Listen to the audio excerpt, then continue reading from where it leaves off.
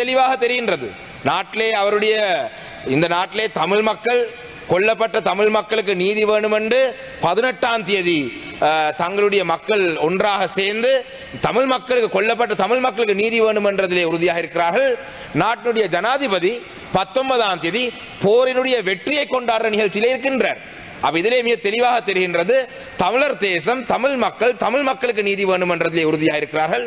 தமிழ் மக்களுடைய பிரதானமான கட்சியாகிய நாங்கள் எங்களுடைய மக்களுடன் இருக்கின்றோம்.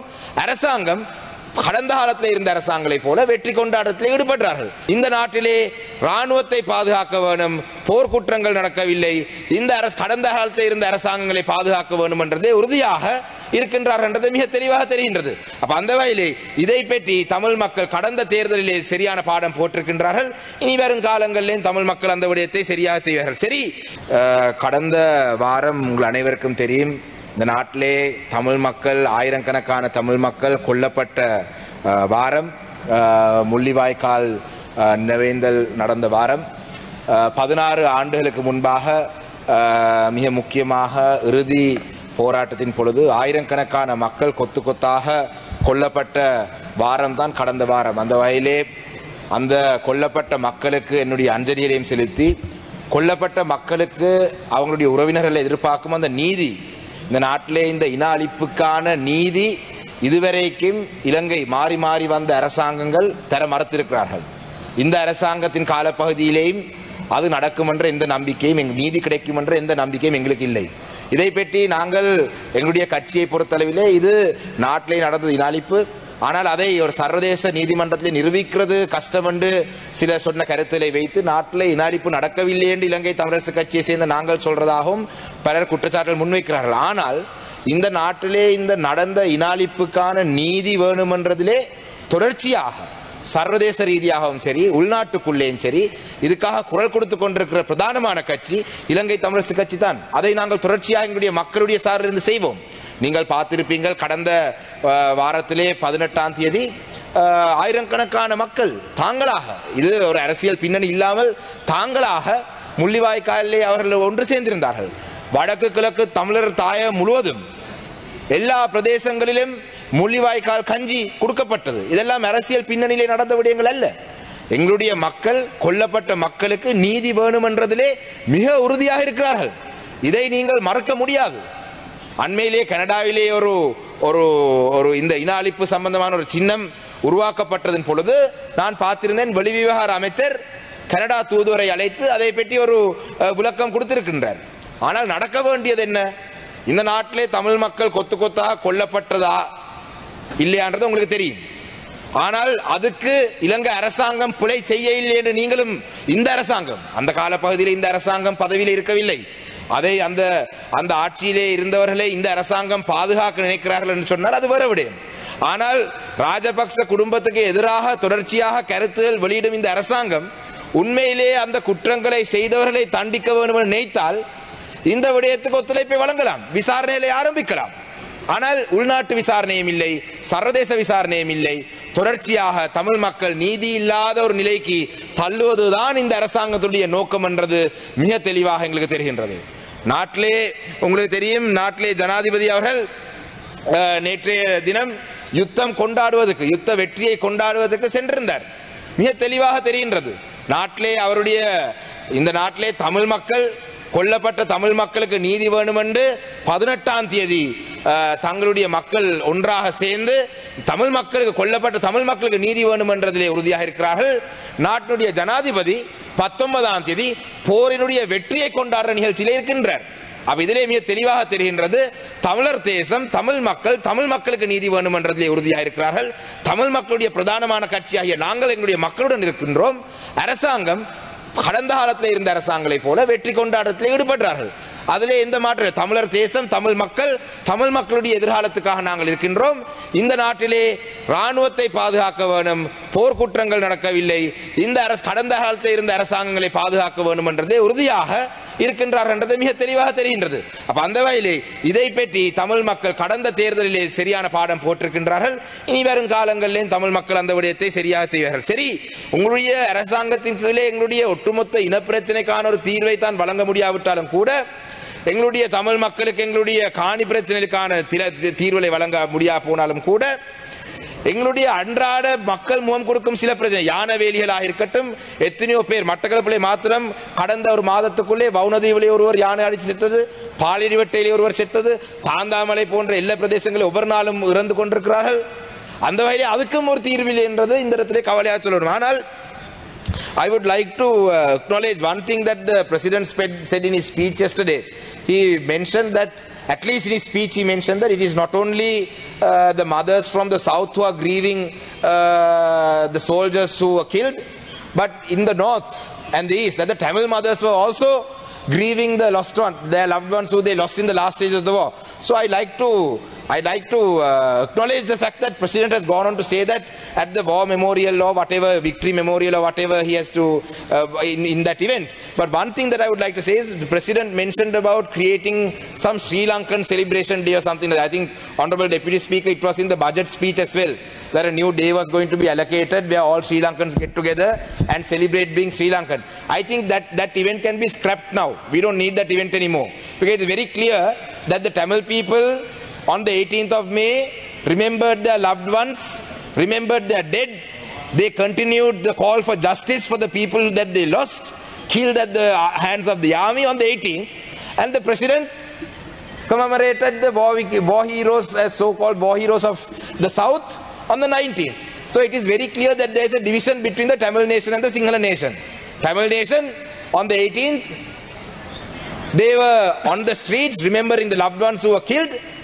President on the other hand on the 19th. So I think, Honorable Deputy Speaker, at your group meeting or whatever, when you get the opportunity, tell the President that let's not waste any more funds on trying to create a fake Sri Lankan day where clearly there is a division in this country. So having said that, there's one other thing that I would like to raise in this house about the land issues as well. I saw in the morning the minister in charge of agriculture and the Prime Minister were both engaging in exchange of words about this gazette that was issued about land. Now I'd like to read out something that Honorable M.A. Sumandiran has shared on his Facebook page about this gazette, and I'm sure the Justice Minister is also here. He's a very senior and recognized, accepted lawyer, Mr. Sumandiran, and I know your President also seeks his legal advice before he became President. I don't know if he still does that, but on his Facebook he has mentioned very specifically about this gazette. He's mentioned it in Tamil, so let me read it out. இந்த காணி அரசாங்கம் தமிழ் மக்களுடைய காணிகளை அபகரிப்பு செய்கிற விடயம் தொடர்பாக முன்னாள் பாராளுமன்ற உறுப்பினர் எங்களுடைய கட்சியினுடைய செயலாளர் சுமந்திரன் அவர்கள் தன்னுடைய முகநூலிலே ஒரு பதிவொன்றை இட்டிருக்கின்றார். ஜனாதிபதி அவரும் கடந்த காலத்திலே அவருடைய சட்ட ஆலோசனை கேட்ட ஒருவர், எனக்கும் அது தெரியும், ஜனாதிபதியா வர முன்பு. அந்த வகையிலே அவர் இந்த விடயத்தை கவனமாக கரிசனையில் எடுத்து எங்களுடைய தமிழ் மக்களுடைய காணிகளை அபகரிப்பு செய்வது அரசாங்கம் நிறுத்த வேண்டும் என்றதை இந்த இடத்தை சொல்றேன். ஜனாதிபதி சட்டத்தரணி எம்.ஏ. சுமந்திரன் அவர்கள் தன்னுடைய முகநூலை பதிவிட்டிருக்கிறார். நான் வாசிக்கின்றேன். காணி நிர்ணய கட்டளை சட்டத்தின் பிரிவு 4 கீழ் 28/3/2025 ஆண்டு வெளியிடப்பட்ட வர்த்தமானியின் தொடர் நடவடிக்கைகள் தற்காலிகமாக இடைநிறுத்தப்பட்டதாக 18/5/2025 ஆண்டு திகதியிட்ட கடிதம் மூலமாக காணி அமைச்சு அறிவித்துள்ளது. ஆனால் தமது உரித்து சம்பந்தமாக எவரும் உரிமை கோரால் விட்டால் அந்த காணி அரச காணி என்ற கட்டாயம் பிரகடனம் செய்ய வேண்டும் என்று இச்சட்டத்தின் பிரிவு 5(1) கூறுகின்றது. ஆகையால் குறித்த வர்த்தமானி மீள கைவாங்கப்பட்டால் மட்டுமே இந்த விடயம் தீர்க்கப்படலாம். அதாவது இன்றைக்கு காலையிலே அமைச்சர் பிரதமர் எல்லாம் இந்த தமிழ் மக்களுடைய காணிகளை அரசாங்கம் அபகரிப்பு செய்வதை நாங்கள் நிறுத்திவிட்டிருக்கிறோம், அதுக்கான ஒரு காலத்தை நாங்கள் நிறுத்தியிருக்கின்றோம் என்று ஒரு கடிதத்தை அனுப்பியிருக்கின்றார்கள். ஆனால் அந்த வர்த்தமானி மீளப்பெறும் வரைக்கும் அந்த வர்த்தமானி அப்படியே செல்லுபடியாகும் என்றதை எங்களுடைய ஜனாதிபதி சட்டத்தரணி அவர்கள் சொல்லியிருக்கிறார். அப்ப தமிழ் மக்களுடைய காணிகளை நீங்கள் அபகரிக்கிறது என்றது மிக தெளிவாக தெரிகின்றது.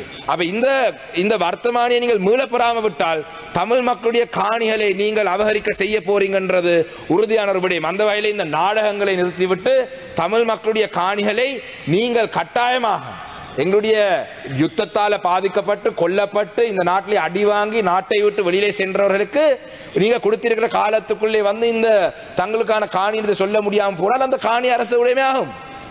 அப்ப இதை உடனடியாக அரசாங்கம் நிறுத்த வேண்டும் என்றதை இந்த இடத்திலே நான் சொல்ல விரும்புகிறேன். அதே போலதான் இந்த தேர்தல் வெற்றியை பற்றியும் சொல்லணும். மே රටතුල මේ ඇතිවෙච්ච මේ ඡන්ද මැතිවරණ ප්‍රතිඵලය ගැනත් ගරු නියෝජක කතානායකතුමනි කාරණා දෙක තුනක් මම මේ අවස්ථාවේ කියන්න ඕනේ. මට මතකයි ජනාධිපතිතුමා කොහෙදෝ කතාවකදී කිව්වා ජනාධිපතිතුමා වෙන්න කලින්ද පස්සෙත් දන්නේ පහුගිය ආණ්ඩුවල කාලවලදී දිස්ත්‍රික්කවල ඇවිදින්න බෑ ඇමතිවරු ඇඟේ හැප්පෙන සයිස් එකට ඇමතිවරු හිටියා කියලා. ඇවිදන් යනකොට ඇඟේ හැප්පෙන එච්චර ඇමතිවරු හිටියා කියලා. ගරු නියෝජක කතානායකතුමනි මේ මැතිවරණ කාලය තුල උතුර සහ නැගෙනහිර තුල අපිට පාර යන්න බෑ. ඇමතිවරු ඇඟේ හැප්පෙන සයිස් එකට හිටියේ. නියෝජ්‍ය ඇමතිවරු කියලා කියනවා කැබිනට් ඇමතිවරු කියලා අපි දන්නෙත් නෑ කවුද කියලා. ඇයිල්ල ඇඟේ හැප්පෙන සයිස් එකට ඇමතිවරු. ඇයි? උතුර සහ නැගෙනහිර පළාත් පාලන මැතිවරණයේ ඡන්ද දිනන්න ඕනේ කියලා. මේ ආණ්ඩුව මං හිතන්නේ මේ පළාත් පාලන ආයතනයේ පළාත් පාලන මැතිවරණය අනවුන්ස් කරන් පස්සේ මං හිතන්නේ රටේ කිසිදු වැඩක් වෙන්නේ නැතුව ඇති. ඇමතිවරු ඔක්කොම පාරේ. ඡන්ද කැම්පේන් එකේ ජනාධිපතිවරණය පාරේ. අගමැතිතුමිය පාරේ. මං හිතන්නේ කොළඹ ජනාධිපති ලේකම් කාර්යාලයේ වැඩක් වෙන්නත් නැතුව ඇති අගමැති කාර්යාලයේ වැඩක් වෙන්නත් නැතුව ඇති. මොකද ඇඟේ කොහොමත් වෙන්න දේවල් ඒකෙන්ද ඇඟේ හැප්පෙන සයිස් එකට ඇමතිවරු හිටියා. නියෝජ්‍ය ඇමතිවරු හිටියා. පොරොන්දු දුන්නා. ඒ කියන්නේ මැතිවරණ නීති උල්ලංඝනය කරමින් පොරොන්දු දුන්නා. මඩකලපුව දිස්ත්‍රික්කයේ වැඩිම මැතිවරණ ප්‍රචණ්ඩ ක්‍රියා කරේ NPP එක. මඩකලපුව දිස්ත්‍රික්කයේ මැතිවරණ නීති වැඩිපුරම උල්ලංඝනය කරේ NPP එක. ඒක රෙකෝඩ් එකේ තියෙනවා. මම පැමිණිලි කරලා තියෙනවා. ඉතින් ඒක නිසා මම මේ කියන්න ආවේ ගරු නියෝජ්‍ය කතානායකතුමනි ඉතා පැහැදිලි තීන්දුවක් රටේ ජනතාව දීලා තියෙනවා. උතුර සහ නැගෙනහිර විශේෂයෙන්ම එක ප්‍රාදේශ සභාවක් පිහිටවන්න බෑ. දෙමළ බහුතර ජීවත් වෙන ප්‍රදේශ එකක් පිහිටවන්න බෑ. එක ප්‍රාදේශ සභාවක් දින්නේ නැහැ. ඒකේ කොට්ටාසයක් දෙයක් දිනට එකක්වත් දින්න බෑ. ඉතින් ජනතාව ඉතා පැහැදිලි පණිවිඩයක් දීලා දෙනවා. උතුර නැගෙනහිර විතරක් නෙවෙයි. ලංකාවේ දකුණෙත් එහෙම තමයි. මට මතකයි පහුගිය රජයේදී Basil Rajapaksa ඇමතුමා thank you BR එතකොට ඇවිල්ලා පාර්ලිමේන්තුවේ කිව්වා පොහොට්ටුව තමයි ඊටාම කෙටි කාලයක් ඇතුළත පළාත් පාලන ජනාධිපතිවරණ පාර්ලිමේන්තු මේ මැතිවරණ තුනම කෙටි කාලයක් තුළ ජයගත්ත පක්ෂ කියලා. ඉතින් එහෙම බැලුවොත් එහෙම දැන් මේ ආණ්ඩුවෙත් ඉන්නවා BR කෙනෙක්. මේ BR ගේ කතාවත් එහෙම තමයි තිබුණේ. හැබැයි මේ BR පිළිගන්න ඕනේ. ඒ BR අඩුම ගානේ ඡන්ද තුනක් එක දිනට දින්නා. මේ BR දෙකෙන් අවුට්. මේ BR දෙකෙන් අවුට්. පළවෙනි එකේ උතුරු නැගෙන කොහොමත් නැහැ. තුන්වෙනි එකේ අවුට්. ලක්ෂ 68ක් ගත්ත ඡන්ද ලක්ෂ 40 ගන්නට බහැලා තියෙනවා. ඉතින් දැන්වත් මේ BR ලා දැනගන්න ඕනේ මේ උද්දච්චකම නවත්ත ගන්න. මම දන්නවා BR කියපු ගමන් විපක්ෂ ඉන්න മന്ത്രിවරු ආණ්ඩු පක්ෂ മന്ത്രിවරු ඔක්කොම දන්නවා කවුද මේ BR කියලා. මේ BR සාපය. මේ රටට වෙලා තියෙන BR සාපය. 2009 ඉඳන් තිබ්බ වෙන BR කෙනෙක් මේ අවුරුද්දෙත් මේ පාර්ලිමේන්තුවේ ඉන්නවා BR කෙනෙක්.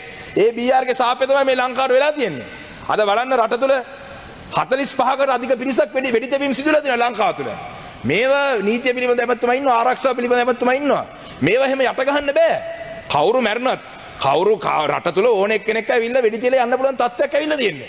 ඉතින් මේ උද්දච්චකම නවත්තලා දැන් හරි ඉතා පැහැදිලි පණිවිඩයක් රටේ ජනතාව දීලා තියෙනවා. ඉතා පැහැදිලි පණිවිඩයක් දීලා තියෙනවා. අපිත් කිසිම අවස්ථාවක් අපිත් කැමති මේ ඕනනම් ආණ්ඩුවත් එක්ක අපිට ආණ්ඩුවත් එක්ක කිසිම ප්‍රශ්නයක් නැහැ. ආණ්ඩුව විවේචනය කරන්න ඕනෙත් නැහැ. ආණ්ඩුව කරන ක්‍රියාමාර්ගයන් පිළිගත නොහැකි නිසා තමයි අපි මේ විවේචනය කරන තත්ත්වයට ඇවිල්ලා තියෙන්නේ. ඉතින් අපිටත් පුළුවන් අපිත් කැමති ඕනනම් ආණ්ඩුවත් එක්ක අපි විවේචනයේ විරාමයේ සටන් විරාමයකට එමු. හැබැයි උද්දච්චකම නවත්ත ගන්න. උද්දච්චකම නවත්තගෙන පරාජය බාර අරගෙන එන්න. මොකද එහෙම නැත්තම් මේ රට තුල දැන් බලන්න රටේ ජනාධිපතිවරයෙක් කොහේ හරි දැකලා තියෙනවද ගරු කතානායකතුමනි කොයි හරි කාලෙක ස්වාධීන කණ්ඩායම් කැඳවලා රැස්වීම් තියෙනවා සභාව පිහිටවන්න. මොකද්ද මේ විහිළුව? රටේ ජනාධිපතිවරයෙක් සභාවන් පිහිටවන්න ස්වාධීන කණ්ඩායම මඩකලපුවෙත් එයිද දන්නේ නැහැ. හෙටනින්ද මොකද මඩකලපුවෙත් සමහර සභාවල ස්වාධීන කණ්ඩායම් ඉන්නවා. ඒගොල්ලන් එකතු කරගෙන NPP එකේ සභාව පිහිටවන්න එයිද දන්නේ නැහැ. මොකද ගරු නියෝජ්‍ය thank you ගරු නියෝජ්‍ය කතානායකතුමනි මේ අපි මේ ඉදිරිපත් කරන්නේ ඉතා පැහැදිලිවම අපි ඉතා පැහැදිලිවම කියනවා මේ රටේ ඉදිරි ගමන යන්න තව අවුරුදු 4ක 4 මාරක ප්‍රමාණයක් පාර්ලිමේන්තුවට තියෙනවා. ජනාධිපතිතුමාට ඊට වඩා අඩු කාලයක් තියෙනවා. අපි කිසිසේත්ම මේ ආණ්ඩුවත් එක්ක ගැටුමක් ඇති කරගෙන මේ ආණ්ඩු පෙරලන්න නෙවෙයි උත්සාහ කරන්නේ. අපි මේ උත්සාහ කරන්නේ ආණ්ඩුව හරි පාරට ගේන්න. මොකද අපිටත් ඕනේ අපිට කැමති 3-2 බලයක් තියෙන ආණ්ඩුවක් තියෙන කාලේ අලුත් ව්‍යවස්ථාවක් සංශෝධනය කරලා මේ රට තුල permanent solution එකක් මේ ජනවාර්ගික අර්බුදයට ඇති කරගන්න අපිත් කැමතියි. හැබැයි ඒක කරන්න අකමැති නම් ඒක කරන්න අකමැති නම් මේ මැතිවරණ පිටිපස්සෙම නැත්තම් මේ තගිෂ් බිහේවියර් මේ ප්‍රචණ්ඩ විදිහට හැසිරෙලා උද්දච්චකමෙන් හැසිරෙන එක නම් ආණ්ඩුවේ ඉදිරි අවුරුදු 4ටත් තියෙන ගමන් මග මං හිතන්නේ අවුරුදු 4ක් කොහොමත් යන්න වෙන්නේ නැහැ.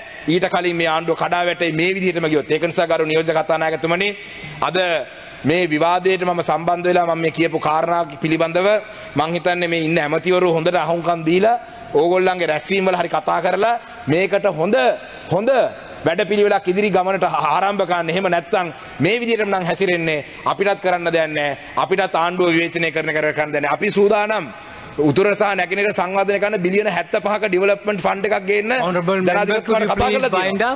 අපි සූදානම් වැඩ කරන්න. හැබැයි උද්දච්චකම නවත්තගෙන පරාජය බාර අරගෙන සාමාන්‍ය මිනිස්සු වගේ ඉන්න මේ මෙතන මේ BR ලගේ කටයුතු පොඩ්ඩක් මෙල්ල කරගන්න කියන එක තමයි කියන්නේ. බොහොම ස්තුතියි. செய்திகளை உடனுக்குடன் தெரிந்து கொள்ள உடனே சப்ஸ்கிரைப் பண்ணுங்க.